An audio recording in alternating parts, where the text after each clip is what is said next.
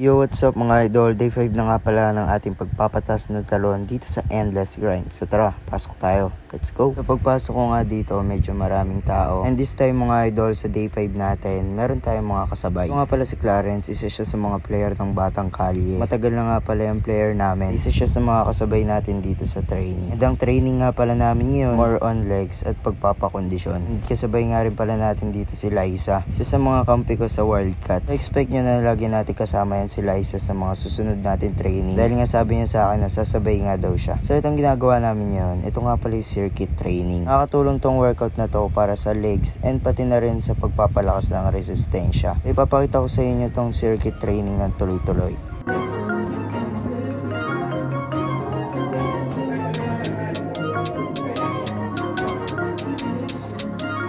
Why would I throw in the towel? I just got in my bag. I don't make no mistakes. I'm coming for mine, and there ain't no one taking my place. Listen, I've taken some L's. Yeah, that means I lived and I learned. Now I got some money to burn. Why would I throw in the towel? I just got in my bag. I don't make no mistakes.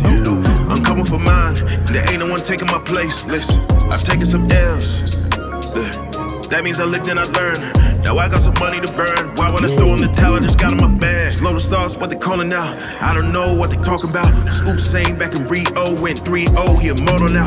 Look at him, I see a lot of eye. A little sluggish, getting off the line. As soon as I hit my big strides, yo, wish I got disqualified. Why? Cause I've been in my bag. Collecting the AU, I'm afraid you just competing for ad. When I rap, it's a chemistry lab. Look. Got every element stacked. I'm bringing real energy back. Got everything that my enemies lack. I do not care if you're miles away. Get up and grind away. They gonna lie and say that chasing your dreams has got an expiry date. That's cap.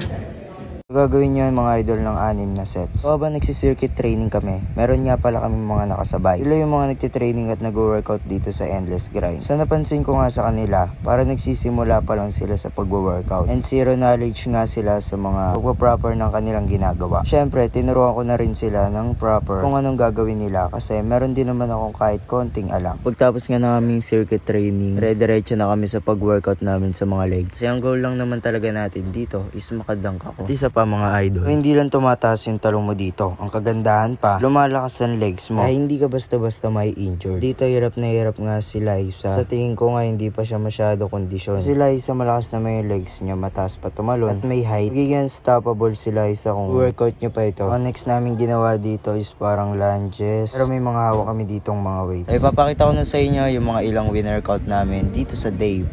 Let's go!